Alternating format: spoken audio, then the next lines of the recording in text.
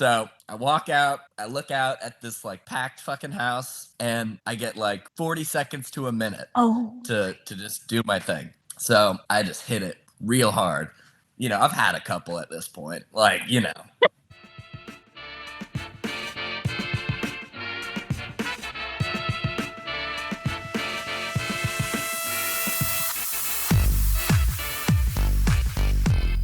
hi everyone. Welcome to They Had Fun. I'm Rachel and I am back with another amazing story about New York City. And right up at the top, we have a lot of information for you before I'm going to get into my Rachel's Rex. And then we are going to get into my story from a fabulous New Yorker. But since this is our season finale episode for season 6, we have a little housekeeping to do. So usually I take off 4 weeks between seasons, gives me some time to do some more interviews, take a little break from the editing, as you guys know.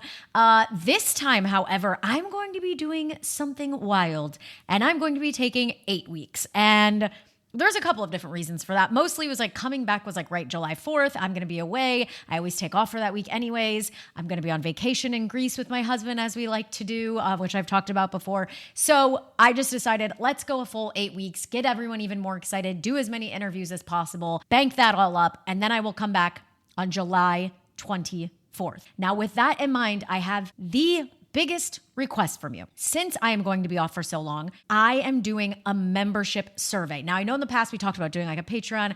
I never did anything with it, but you guys keep asking, so I am finally making it happen. We are going to bring you subscriber content, but I need to hear from you first to know what you want to see and hear more of. The way for me to do this, to bring you content still during this time off, is for you to fill out a membership survey. So if you are hearing this and you listen to this show and you want more content, maybe that's me telling you more Rachel's recommendations that I only say for secret people who are doing this. Maybe it's me giving you more Instagram reels. Maybe it's secret podcast episodes that only you can listen to as a subscriber, where I talk about everything I do in New York City because I do a shit ton of stuff. I need to know what you would like to see and hear. Please, please, please fill out the survey that is linked in the show notes. I'll have it on our Instagram bio as well. I'll have it on our website. It will be in the newsletter this week. It will be so many different places you can get to it and give me your feedback. I want to make extra things for you guys while I'm away for these 8 weeks, but I need to know what you would want to see. How much are you willing to spend? Is it $5? Is it $0? I don't know. I need to hear these things from you. Please fill out the survey. Okay. That's the housekeeping. Look in the show notes. I'll see you on July 24th. Now I actually forgot. I have to sit here and talk about this grand meaning of this season 6 and how it all has come together. Frequent listeners of this show know that I created this season basically entirely out of spite is what we are calling it. I was so frustrated by people saying, creatives aren't moving to the city anymore. It's too expensive. They're getting funded by their parents. They're not coming the way they used to. All of these things that people say have been debunked by me and my guests in 12 episodes of this season, and I am so fucking proud of the season. Let's just go over a smattering of some of the guests we've had. We've had an artist who came here to talk about the climate crisis in the city. We've had a violinist who does a string quartet in interesting locations throughout the city. We had a restaurant professional who came to be a part of the culinary scene. We had a comedian. We've had all sorts of people, all people coming here with dreams and hopes and ideas. I'm sure some of them are getting some money from their parents, but I'm sure some of them aren't as well. We have had a wide range. It has meant so much to me to hear these stories and to put them out for all of you to hear them. Big, big, big success. Anybody who wants to come at me and say that creatives are no longer moving to the city, I got 12 episodes to prove you wrong. So kudos to me, I suppose. And to all the people who agreed to be on the show. Don't worry, coming up in season 7, we will have the same guests we're used to having. I hope to find another 80 or 90-year-old who has been here forever, who wants to tell me their stories. I hope to find people who have lived here for decades and can tell us things about partying during the 70s or 90s. We will have a full range of guests like we are used to. This experiment worked out, but we're going back to the old format for all of our seasons to come. Okay, that is really the end of all the housekeeping. Let me get into my Rachel's Recs. I'm going to make them fast.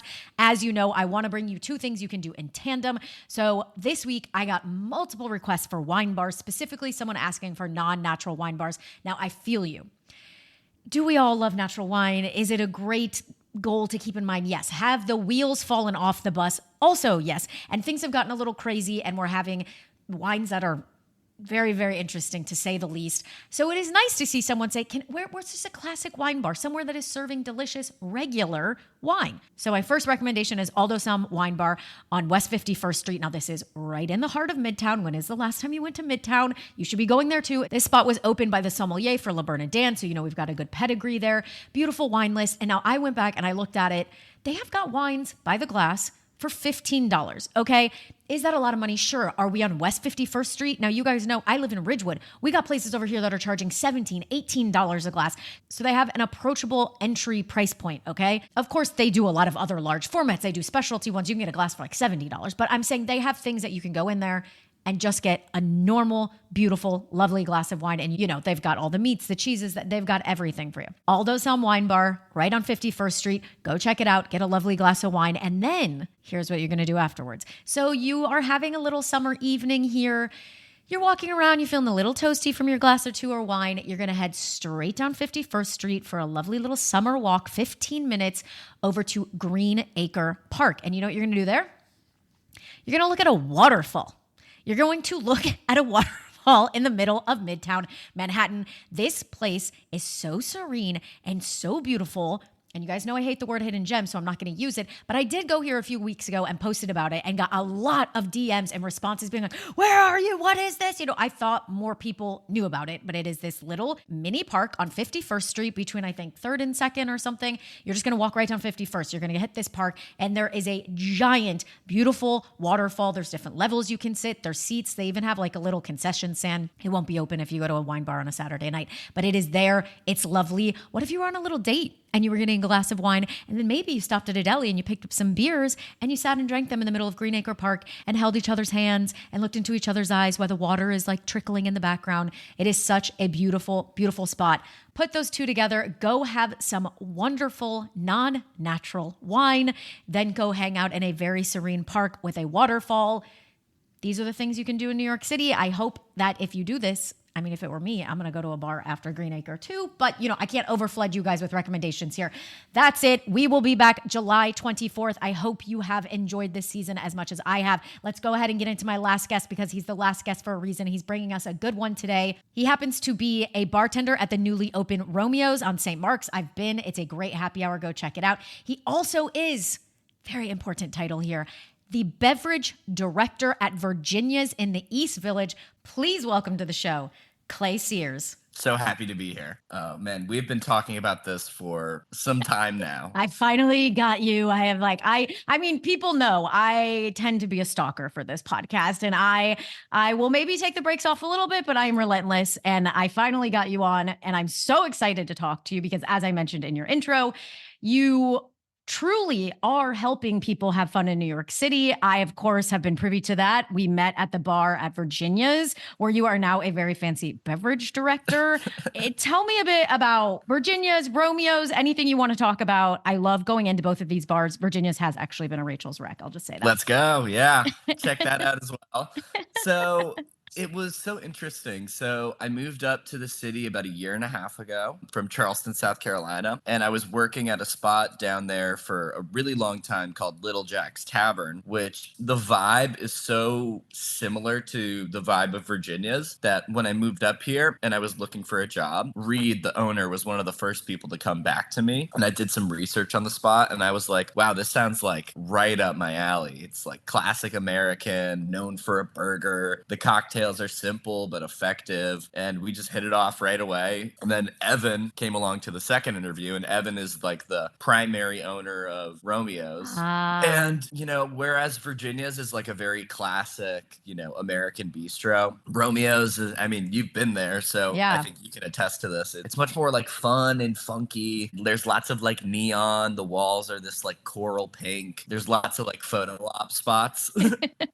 You're doing a great job of describing both of these spots because like it really is exactly how both of them feel. Like Romeo's does feel like a bit more of like a wilder, more fun party space. In Virginia's, you can sit at the bar. It's a little more classic. And both of them equally fun in their own right. And both of them have fucking incredible bar programs. I have been to both. I have had cocktails at both. You have made me a cocktail. What I love going to both of these spots. So I feel very honored to have you on the show. And I love hearing a little bit of the backstory of like how you kind of wound up there. And so I guess you did the interview and then they were like, this guy rules. And the rest is history. It was so funny. They asked me, they're like, "Where do you want to be in 5 years?" Which is like classic interview question. And I was like, "Well, I want to run a bar program." And they were like, "Well, we're kind of offering that to you right now." I was like, "Oh crap, like they're going to take a chance on me." It was so interesting because when I moved up here, like no one would hire me. Where's the New York experience? I'm like, I just got here. Oh my And gosh. these guys were the only ones that were like, "Okay, we'll sit down." I hope everyone hears this who's like listening, who's like, we always talk about like, oh, you're dreaming of moving to New York. And like, we're having the people this season who moved here recently. And I hope like people hear something like that and it's like, okay, you'll be okay. Like you might get some no's, but like things could work out. You don't necessarily have to have the experience. You can show up, you can get a job. It's awesome that you like your 5-year goal was happening like that day. They're like, well, can you run this whole program? I mean, you're doing a great job. So they made a wonderful decision applying you in there. I'm also happy to hear that like the job worked out and all that. We're talking a bit about all these things. We're going to start bringing all the pieces together here. So let's get into the regular questions of the show. Absolutely. Because I'm excited to hear it all, like the full picture. First question is always, when did you move to New York? So I moved to New York in November of 2022. Okay, so we are just under 2 years. You're moving in the middle of the fall. Are you driving up here? That's not that far. Did you drive up? Yep. It was me, my girlfriend at the time, our dog, and her dad. And we drove in a pickup truck with all of our crap. And her dad. Dad did the driving. He's a very nice man for doing that. He did not have to. And it was chaotic to say the least. But yeah, November of 2022, which if you're from the South, I don't recommend moving up in the fall or winter because it's going to be quite a shock to the system. You're the second person this season who like talked about previously someone was talking about moving in January and she was like, that was a choice. Like, and so that's even worse than November. Okay. So you're showing up. We've got the girlfriend at the time. We got the dog. You're coming up here. The dad drives you, which is just so sweet. You arrive. We're going to get into sort of the why did you move to New York? When you get here, like you have an apartment set up or anything, you guys are just driving up. Why did you move to New York City? I moved to New York City because my girlfriend at the time had gotten a job. This was like the dream job. Like this was the job to end all jobs. And I wanted to be supportive and, I wanted to try something new. I do have family in New Jersey. So they were very stoked to have me up here. And then I was also like, everybody has New York as like a box that they need to check. Definitely. For at least a little bit. Like, can I make it up here? And I think a lot of bartenders think the same way. It's like, it really is like the pinnacle nightlife. Definitely. So I did want to challenge myself and still doing that to this day.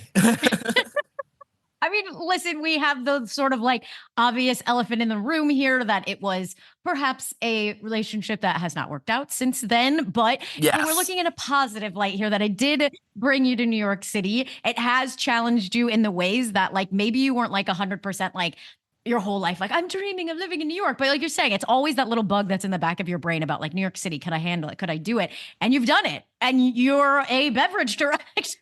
Maybe not, it's not the most rosy of pictures of the whole story the entire way, but I think it's working out. I think things are coming along and evolving in a new direction. I mean, I'm sitting here in my new apartment in Bushwick, settling in. I'm still up here. Things have been so crazy at the two spots, which is always wonderful. I mean, we want business, we want people, we want it to be crazy, As a result of that, I've been going on a couple fun but late nights, which I think is appropriate for the podcast right now. I was just going to say, you're setting me up with this perfect transition that I can utilize here. We know why you came. We know why you're deciding to stay. You're helping people have fun, and you might be having a little bit of fun yourself. So why don't I ask you the most important question of the show? And that is, of course, Clay, what is the most fun you've ever had in New York City? I started off with a bang. So it was April of 2023. Does that mean you're living here for like 5 months? Yes. 5 to 6 months. Yeah. So I have some famous friends. Really? Famous if you are in a certain scene. Oh, okay. There is a band called Little Stranger. They're playing Governor's Ball this year, actually. So I'm Holy plugging shit. them right now. Yeah. And they had just announced that they were going on tour and they were going to play Mercury Lounge, which, if you don't know Mercury Lounge, it's a Lower East Side club. It's about 250 people, classic spot. Like everybody's played Yes, there. yes. So, I looked and was like, let's get tickets. And I messaged them and they were like, yeah, we'd love to see you. Like, kind of like nudged me a little bit. So, in another life, I used to play music as well. Ah, And I okay. actually used to play shows with them. I would like open up or like they would let me on stage for like a song or two. Oh my gosh. It would always be like this fun little thing. So they were like, maybe that'll happen. Who knows? So show day comes around and I walk up to Mercury Lounge and there's a line around the block for these guys. Immediately I see my other friend who was on tour with them and he's like helping to work the merch stand and he like calls me and so I just walk right in and everyone's like in line like looking at me like what the fuck, man? So cool though.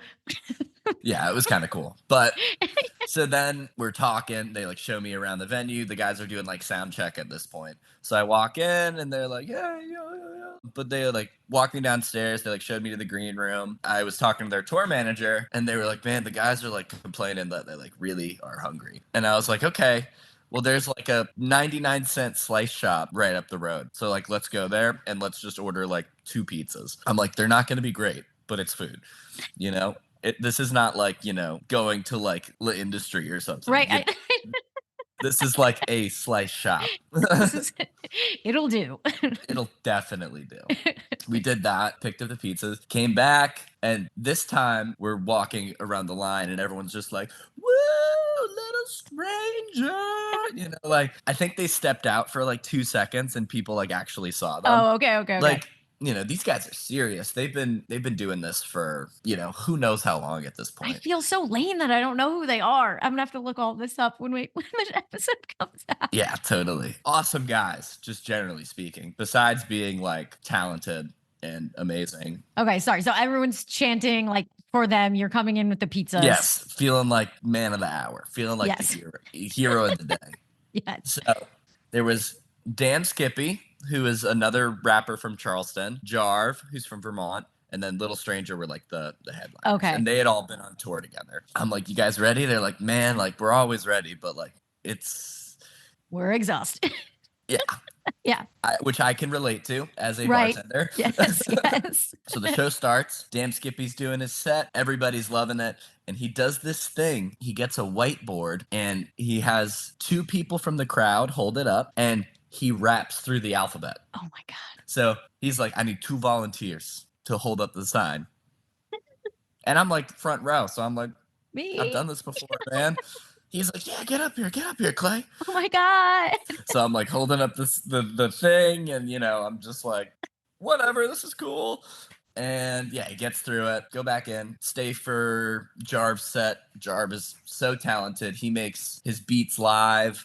His set goes amazing. We're packed. This is like a sold out This is show. incredible. Then, of course, headliners come out, Little Stranger. They tear the set up. Like, they're killing it.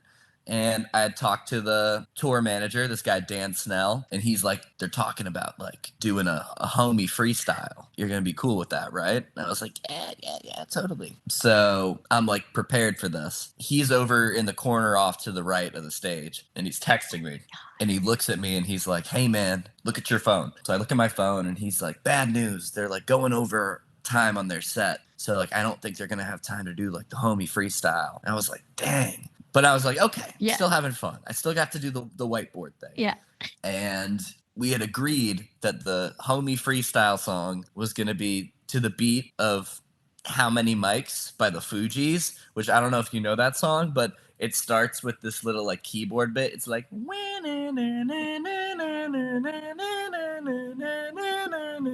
so I was like, all right, that's what we were going to do, but all right, we're not doing that anymore. And then I'm standing in the crowd and I hear, and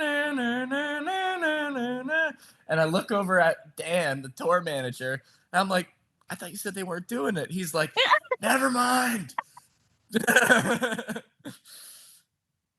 So I'm like, what do I do? He's like, come here. Seriously? Yeah. So I like, I'm off stage, right? There's this other guy who's going before me. He raps under the name Nate. He's also a New York guy. So when I released music in Charleston, my name, my rap name, because I was a rapper, Oh, you were a rapper. I'm like thinking, I had no idea what it was. Okay, sorry, you were a rapper. was Clayton James, because that's my full first name and my middle name. Okay. And I made one song that was like my hit in Charleston. It was a song called Cheer Up. And the chorus is Cheer Up, Clayton James. Cheer up, Clayton James. So I'm like, how do I know when these guys are gonna call me up? And then they look at me, and the keyboard's still going, and they're like, cheer up, Clayton James. Oh my God. Cheer up, Clayton James. And I look at them, I'm like, you motherfuckers. Like so I walk out, I look out at this like packed fucking house, and I get like 40 seconds to a minute to just do my thing. So I just hit it real hard. I've had a couple at this point. Like, all the energy is just like pumping through my veins. Oh my God, incredible. The crowd was digging it. They were like loving it. Did you just start like freestyle rapping and they're just like playing? I had something in mind. Okay. So it was something that I had written before, but like, yes, for all intents and purposes, it was like a freestyle. Wow. And then somebody got a video of it. So I will forever have that. We need the video for the show notes. I will send you the video. Don't worry. And then afterwards, show's over, and we went around the corner. You're like impromptu brought up on stage and like this incredible thing, and then you're like, and after that, like we have more to come. Oh, we just went to the bar. I mean, like it wasn't anything crazy. Like it was just basically like a Charleston takeover of like a New York bar. Perfect. But yeah, that was it.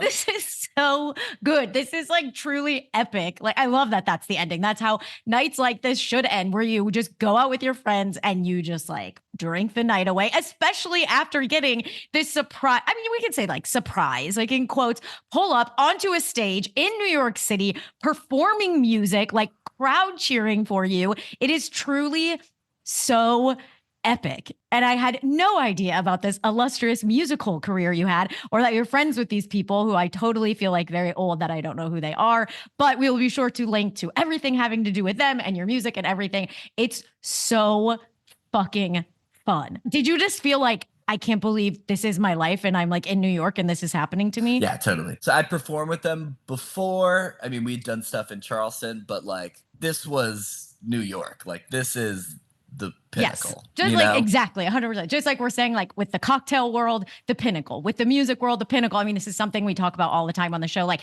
this is the best of every single field. So even though you've done that before with them, that's just like wild to begin with. The fact that you're like doing it on this stage, I feel like we're all on the journey with you here from the beginning. Like you even think you're just the star being the pizza boy, but then you like come out and you get to be like this, the like star on the stage. Like it is seriously such a fucking fun story. Very good. I'm so glad that you shared that with me. Yeah, of course. I mean, I had this one in mind from the second you asked me to do the podcast. Beautiful. That's what I love to hear. I'm always saying like, normally people like, there's one of two reactions, but I love when I'm like, the question's the most fun you've ever had. And someone's like, bam, June 9th, 2024, like whatever.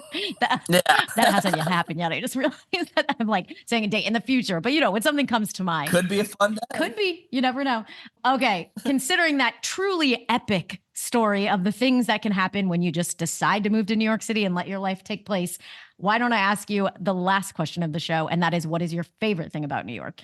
I think my favorite thing about New York is the fact that you can wake up in your apartment and step out into the world and have not a fucking clue what is going to happen, but that there's a very good chance that something memorable is going to happen. Like tangible energy that New York brings to the table that nowhere else can really match. It's so true. You can just walk out your door and your day and your night will unfold. We've had those stories on the show of having one plan and everything going a completely different direction, and anything can happen to you in the city. And maybe at the end of the night, you just might wind up performing on stage with a band at Mercury Lounge. You never know. Always say yes. You will have a tremendous amount of fun if you just say yes. Clay, thank you so much for being on the show. I'm glad we pinned this down. I'm glad we got that wild, amazing, star-studded story from you. It was so fun talking to you. Oh, this has been such a great way to start my day. Most of all, thanks, New York. They had fun. Clay Spears. Sears. Please welcome to the show, Clay Sears.